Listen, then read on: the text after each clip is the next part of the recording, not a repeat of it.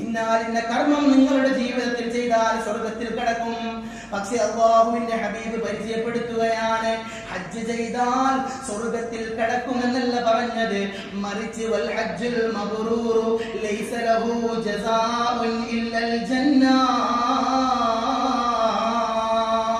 സ്വീകാര്യയോഗ്യമായ ഒരു ഹജ്ജ്, മഖ്ബൂലും മബ്റൂറും മർദിയുമായ ഒരു ഹജ്ജ് ഒരു മനുഷ്യനിൽ നിന്ന് സംഭവിച്ചാൽ, സ്വീകാര്യയോഗ്യമായ ഒരു ഹജ്ജ് ഒരു മനുഷ്യനിൽ നിന്ന് സംഭവിച്ചാൽ, ലഹു ജസാഉൻ ഇല്ലൽ ജന്ന,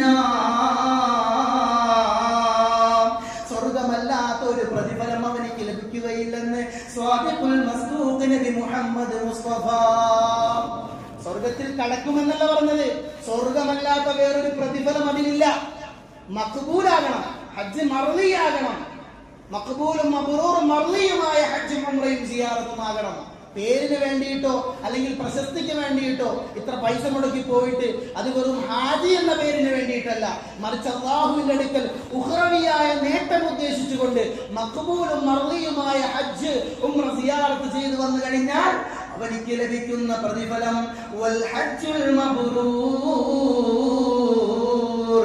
ലൈസ ലഹു ജസാഉൻ ഇല്ലൽ ജന്ന.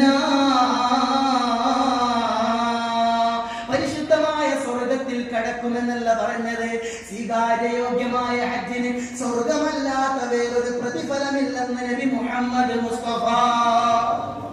അല്ലാഹു തആല അത്തരത്തിൽ ഹജ്ജും ഉംറയും സിയാറത്തും എല്ലാം ചെയ്യാൻ നമുക്ക് തൗഫീഖ് നൽകി അനുഗ്രഹിക്കുമാറാകട്ടെ.